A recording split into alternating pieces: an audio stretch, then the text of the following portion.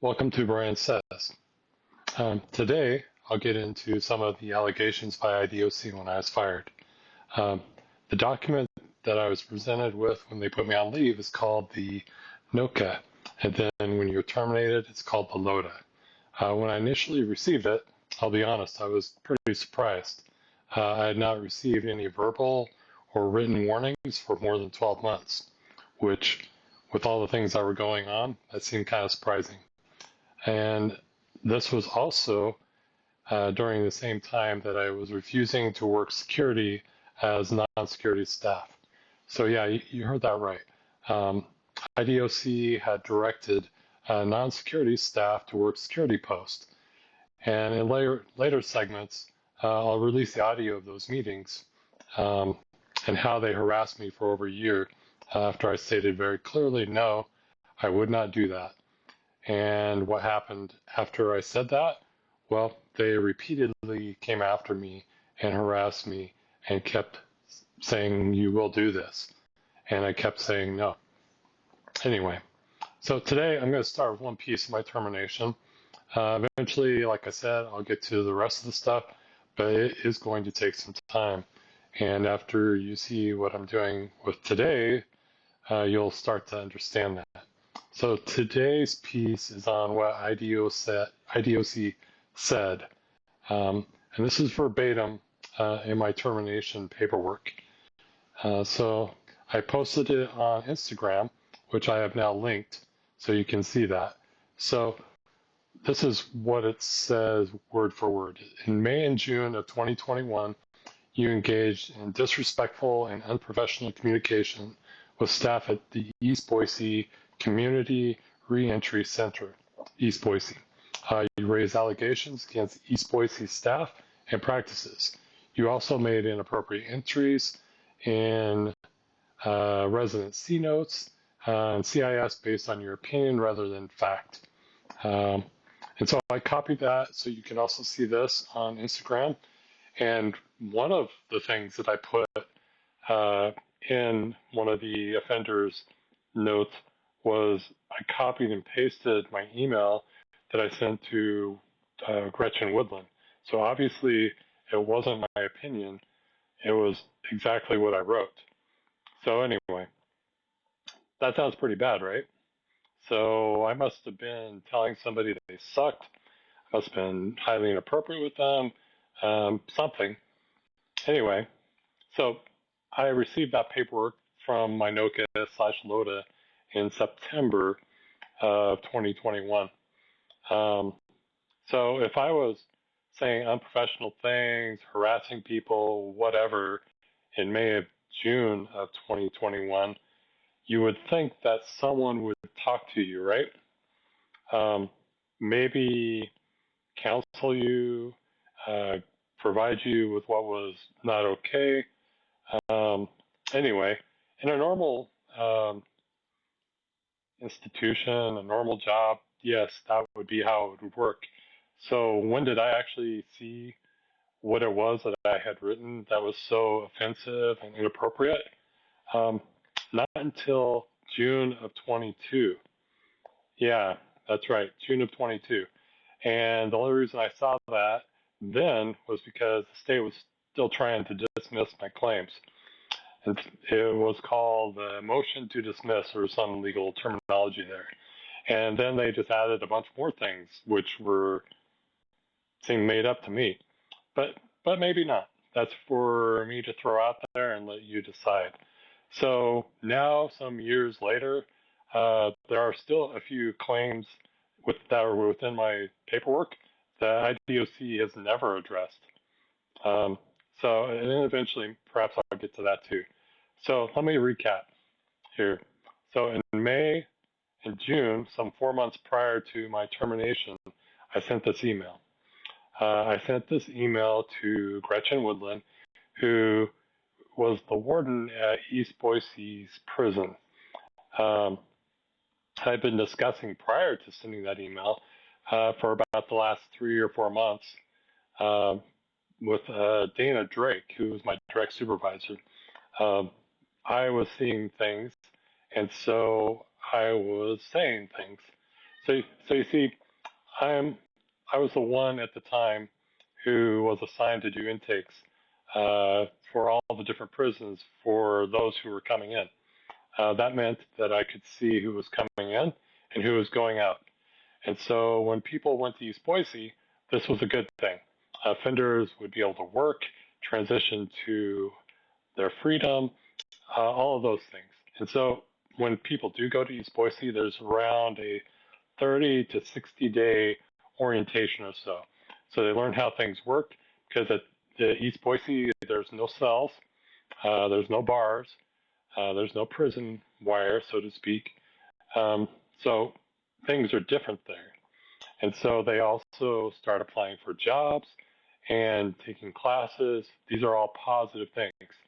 So when you go to East Boise, this just means that you haven't had any issues at the prison you were at and that you're trending towards a positive release.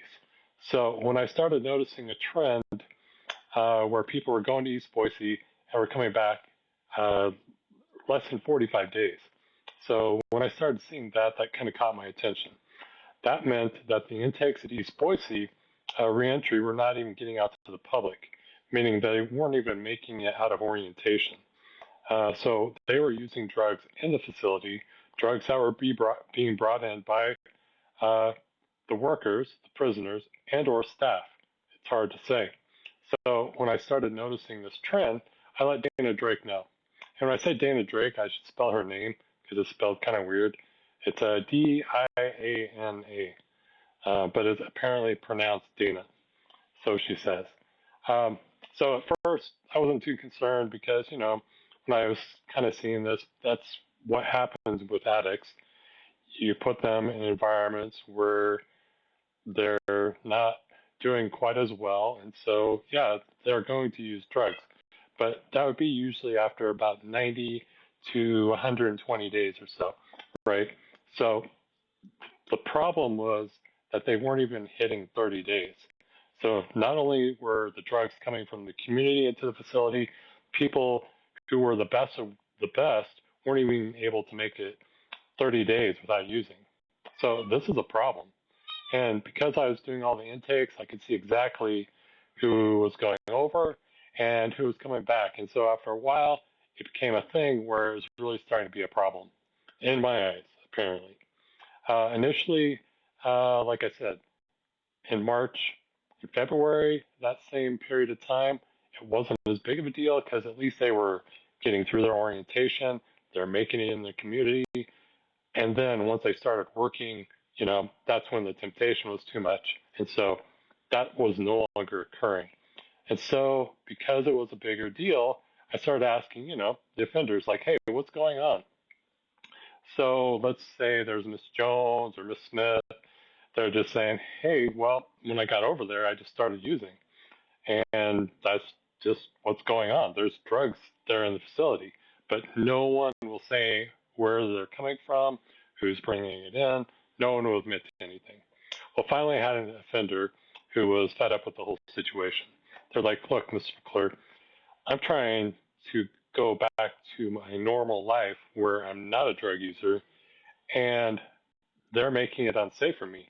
I've told them that there's drugs, and they didn't care. They basically told me to suck it up. And when I tried to tell them where they were coming from, they didn't want to know.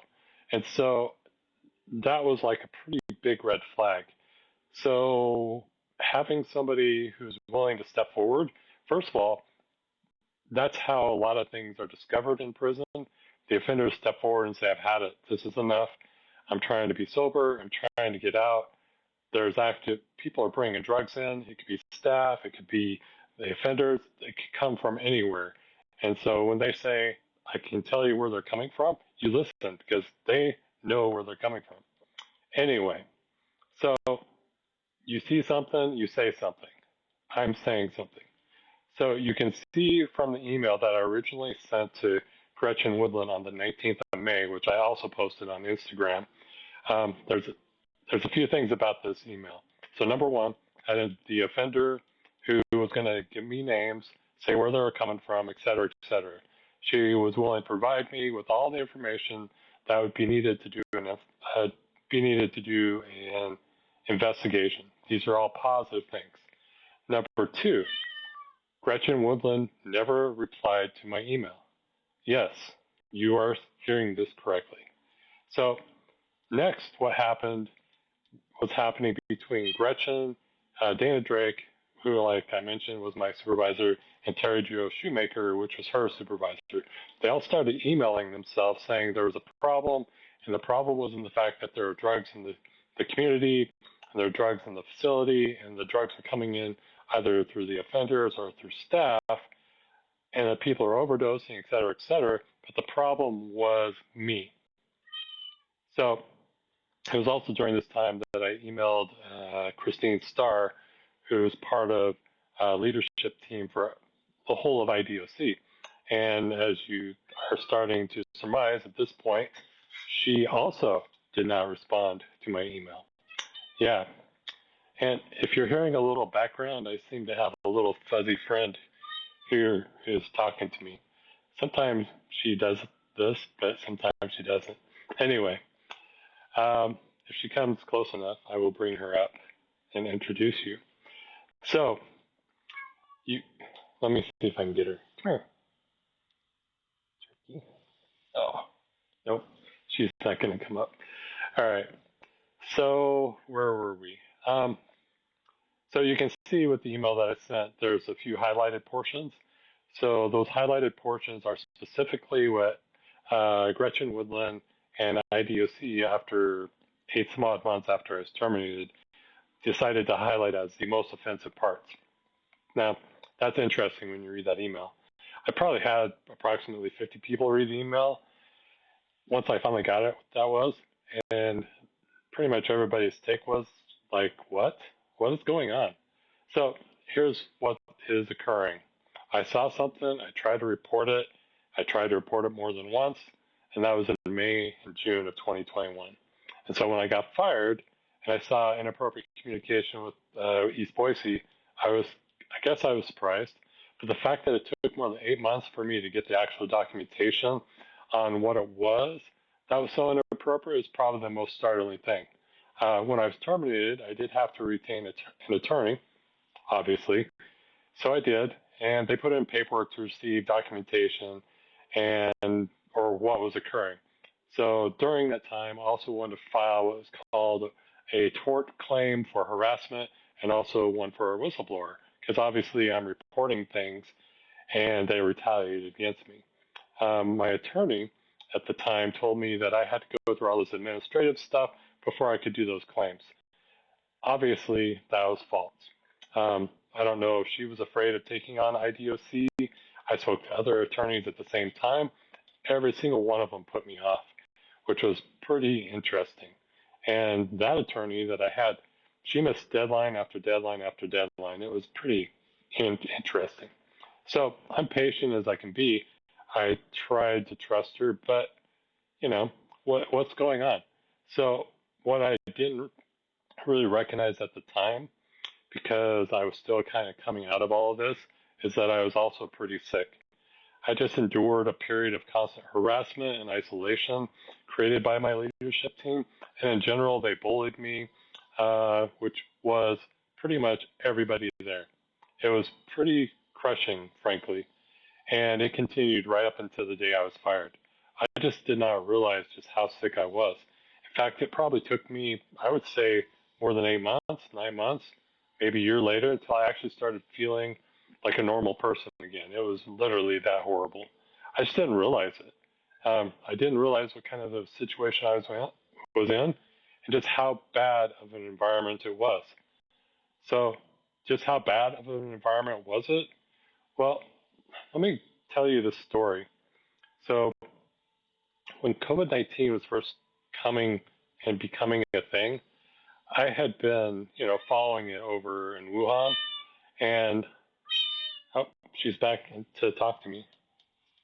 See if she'll come up. Nope. Sorry. Maybe she'll come up. She knows I'm talking to somebody, and she wants to be a part of the conversation. Lately, she hasn't done that, but I don't know. Anyway, so I got sidetracked there. Um, so I'm going to try one more time. Come here. Come here, little one. Come on. Come talk to me. I think you should. Yeah. All right. Here she is. She's annoyed because I picked her up and she wasn't quite ready. There she is. All right. Now she's gone.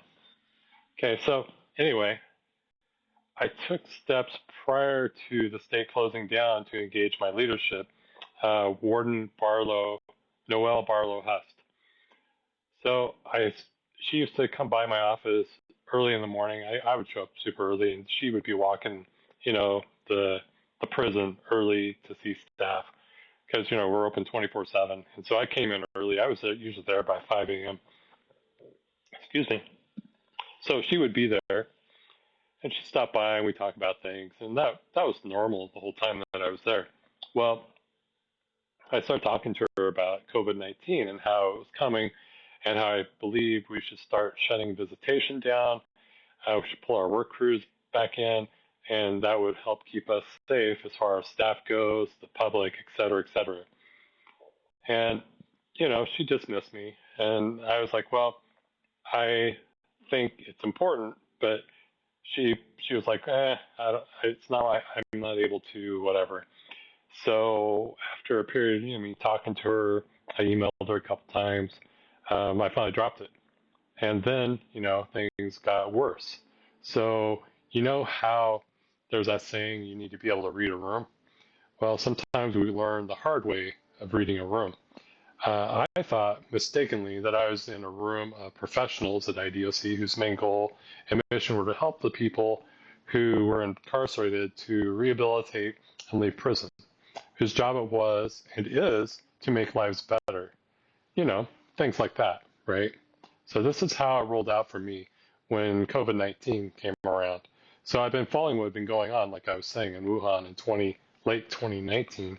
And you know what was happening. Here we are in 2024, right? Unless you're one of those complete deniers that this even happened. Well, I don't even know what to say about that. But what was happening then in 2019 was very concerning. People were dying at an unprecedented rate, and no one knew exactly why.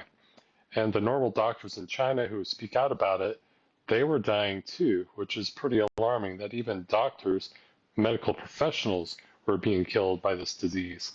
And so months later, now we're talking from November to sometime late in February, I had been having these conversations with Barlow saying, hey, this is coming, and I don't think we're prepared for it. But in order to protect, staff, those we work with, our families, all of those things, we should look at this, and so on and so forth. Well, like I said, she was very dismissive and said she didn't have the power. But, I've worked with enough wardens. They have the ability to do a lot of different things. They do it, and then they, whatever. So there's some hoops that you maybe have to jump through, but this is important because this is going to affect everybody. It's not something you can see. It attacks everyone. So anyway, I mentioned reading a room, right? So this is just how bad I did reading this room. So I'd been having these conversations, like I said, with Barlow Huss, and apparently she had also been having similar conversations about me with Dana Drake and Terry Jo Shoemaker, the leadership team that's around her. And of course, that's totally up to her. More power to her. You should have, talk to your leadership team. But like I said, I dropped it when it seemed like it wasn't going anywhere. So it didn't change anything, but I tried to take care of it. But it was over for me. But it was not over for them, for Drake, Barlow Huss, and Shoemaker. They decided to all have a meeting, like we always have meetings, and gang up on me. So long story short, we're having one of our case manager meetings, and I don't think anything about it, but Drake's there, all, my team is there, Barlow Huss is there, and Shoemaker is there, which is a little odd because they're not usually there unless they're announcing something. So Drake brings up my concerns about COVID-19, which is interesting because I'd never talked to her about it.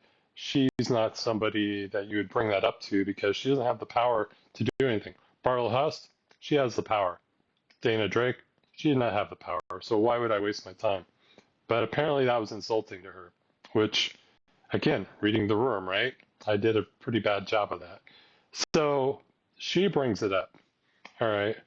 And she goes something like, hey, Bryan is having concerns about COVID-19 and thinks we need to take some steps to be safe, keep us safe, offenders safe, etc. Now, keep in mind, these are people that I've worked with for many years at this point, and they start laughing. I hear conspiracy, I hear it's fake news, I hear all those things. And I was like, wow. I was like, okay, this is not good. I didn't realize that this was my team. These were the people. And with Drake bringing it up the way she did, that was even more concerning to me. Well, it didn't get better from there, it got worse. So Barlow Hust starts talking about my concerns, and she starts basically denigrating everything that I have been bringing up for the last few weeks prior to this meeting, and just being extremely dismissive. And I'm basically like her mother, who apparently is super concerned about what's going on, and that it's not going to happen, blah blah blah. And pretty much they're all making fun of the whole thing. So I'm sitting in that meeting and I was like, wow, what do I say? I don't say a word. I just go and like, well, I had already dropped it once with Barlow Hust. I'm definitely dropping it now. I'm working with people. I thought I was working with a different group. I'll just say that. So March rolls around to 2020, and everybody knows what March 2020 is. Less than 2 weeks after that meeting, everything shut down. Everything. So everything that I proposed, shutting the work crews down, turning off visitation, you know, everything that I was asking Barlow Hust to do, that happened. So how do you think my coworkers responded to this? Do you think they came to me and said, hey man, you sure called it, good job, it's good to know somebody's on top of things, whatever. Um, Nobody said a word, not anyway. How about my leadership, the ones that basically were making fun of me? Nope, not a thing. So what did happen is everybody walked around pissed off, like I somehow made that happen. That was pretty curious because I certainly didn't have the power to shut the state down.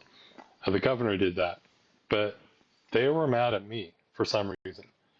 And guess who they targeted later when I kept trying to keep myself safe and my family safe and the offenders safe? Yeah. So this is how it all started. This is how my leadership started isolating me, started bullying me, started intimidating me. People should never have to deal with something like this. It's not okay. It will never be okay. But if you work for IDOC and this current leadership, which we'll address in future segments, this is what you're going to deal with. It is dangerous and has not changed, and has led directly to people losing their lives, both during COVID and after COVID. And if anything, it's gotten a lot worse, but this is where we are. So that email that I sent to Woodland is just a piece of how toxic and hostile of an environment that I was working in. I asked for help while I was employed. I pointed it out at my employment hearings. I did all the things that one would expect. And so now I'm putting it all out there for everybody to see, decide on their own. Right now I have so many views, right? Not hardly. So maybe I am the problem. So until next time, this is Bryan Says, be safe out there.